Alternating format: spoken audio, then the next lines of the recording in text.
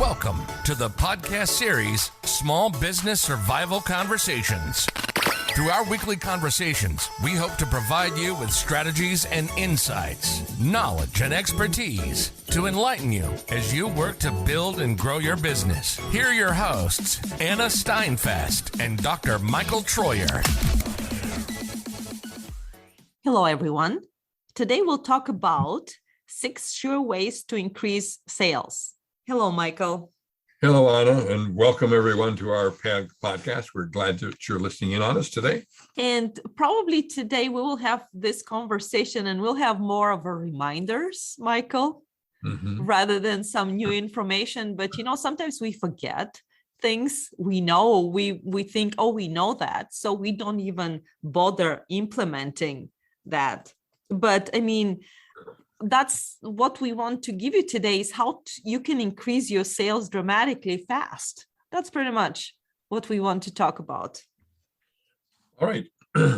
So maybe one of the first ones is to think about whether and how you incentivize that sales effort relative to your sales folks who are out there, whether they're in direct sales or in-house sales.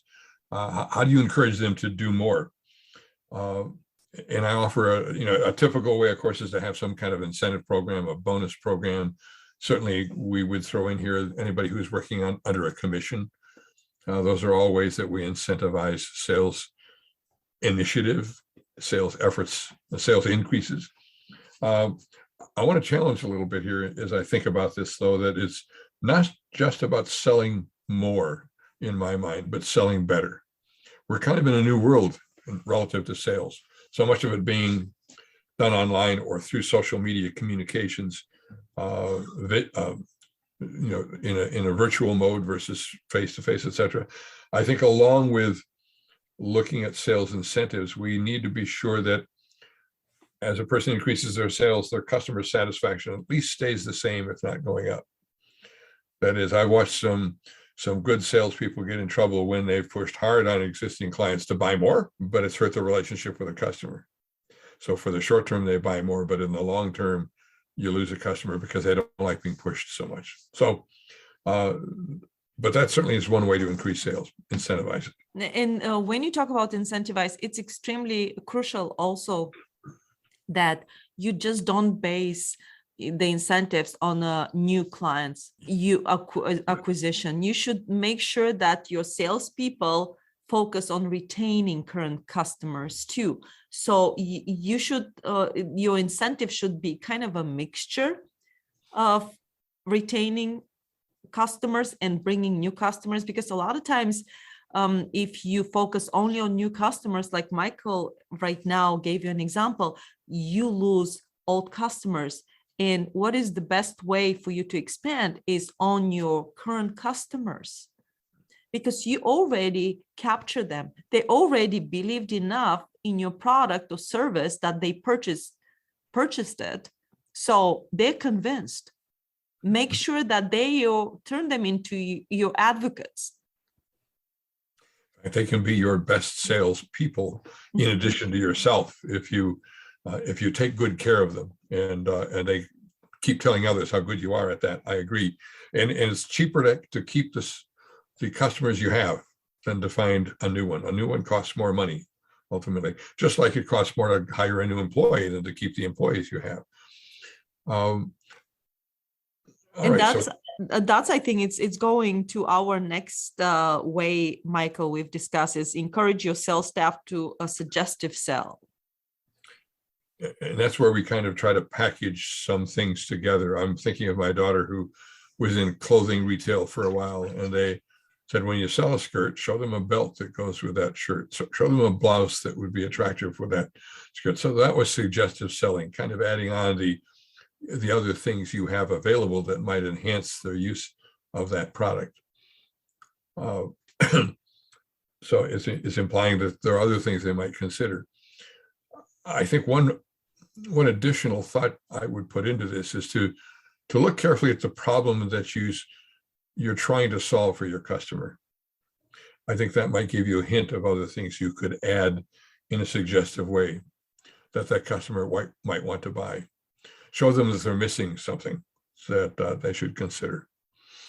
Yeah, and that's a good point, Michael. And again, this is in our third, I think we're going into our third ways, is to give your customer the inside scoop. If something is coming down the line, if there is a new trend in the fashion, like where your daughter was working, you should make sure that you share this with your customers, or promotional item coming in, or some kind of sale is coming in. This is extremely important. So you are sharing, you share with your friends information.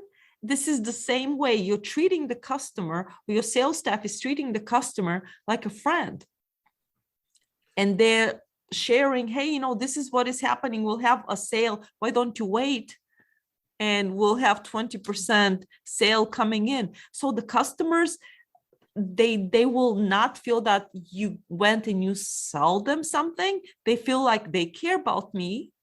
They want to help me make the best purchasing decision I can make. And I think that's a really important idea and comment to be making. Too often, I feel inundated by sales opportunities, and I'm having things thrown at me all the time from a number of websites from which I like to buy things. I'm a bit of a woodworker, for example, or a fisherman.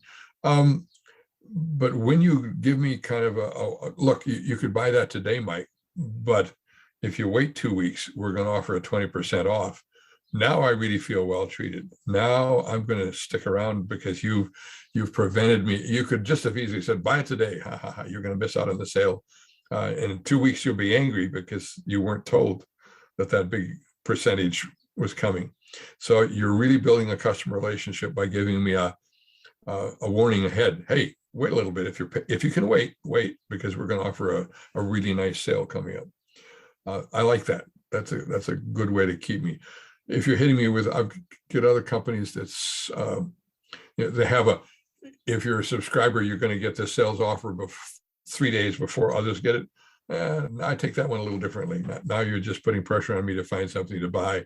I'm likely to ignore the whole thing. So think this through carefully. Find the balanced way, the unique way to take care of your customer through this. But Michael, you just mentioned, and this is the other way we had on our list, is creating a customer rewards programs.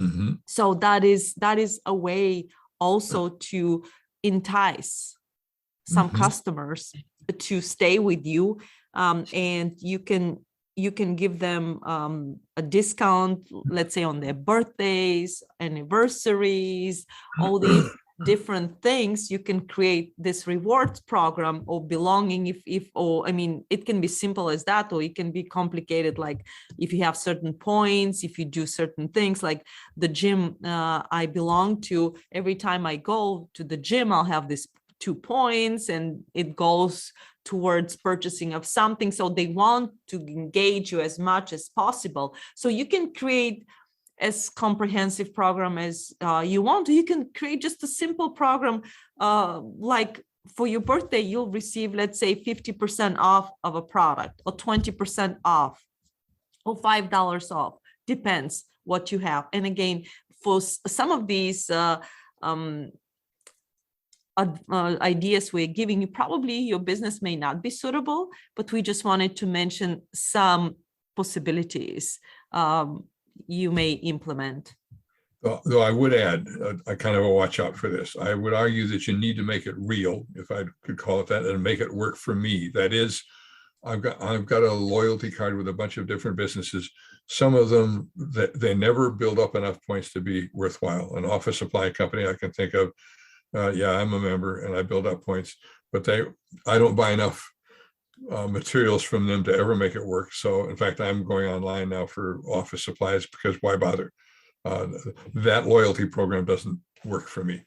There are others where they give you some really nice benefits if you're a regular member, as you're saying, with your exercise opportunity. Make it work, make it large enough to be significant, to make me want to be a participant, or otherwise, you're just another.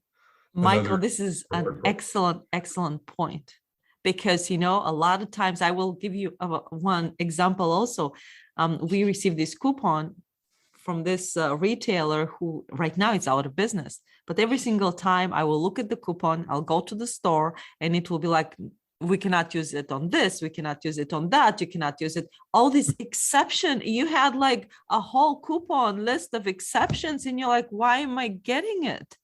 And so you stop even bothering going into that retailer. And guess what? This retailer, it was a large retailer, it's out of business, where I can go to another retailer and I know that my coupon is good on everything. So I don't even worry about going to this. At one place, and I'm thinking of the same place, and yeah, they've lost my business. I've given up.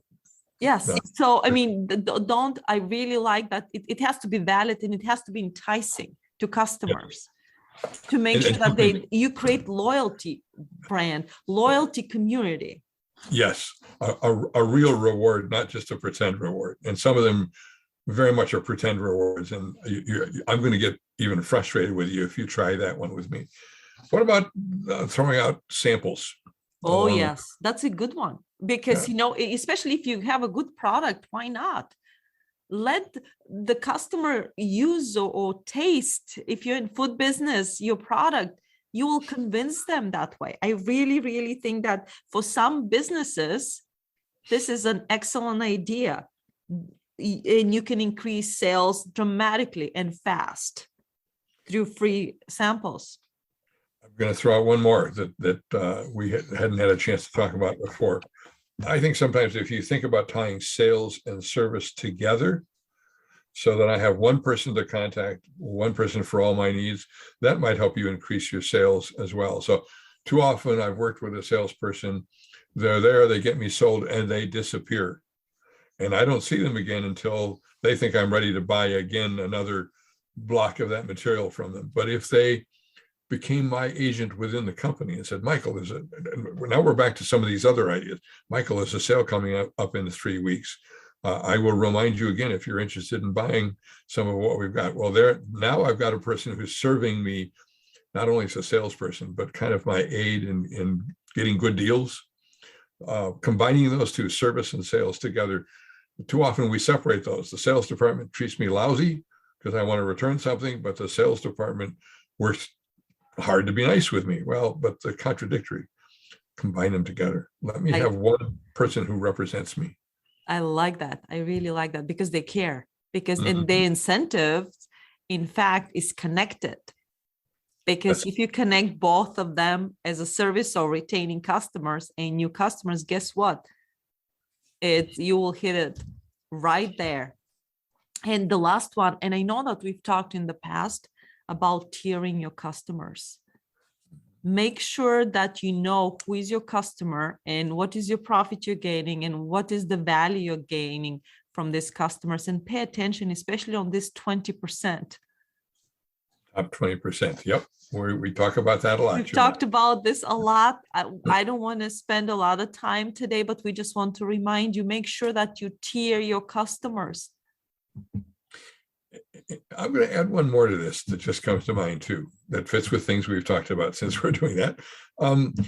It is your sales effort and your effort to increase sales a chance for you to double down on what makes you unique as a business, the capabilities that set you apart from all those other salespeople out there trying to steal your customers away from you. Think a little bit about how you can make sure that differentiation that you have, that uniqueness, is very apparent to that customer you're working on retaining or the new customer you're trying to attract. Don't forget that what really sets you apart. Work that hard. Make that even stronger as part of your sales effort. That is excellent point, especially if you are working in a niche. Your targeted people should know why Michael, you said it, why you're different, why they come and shop with you. And if you're a niche player, that's even better. Yes. All right.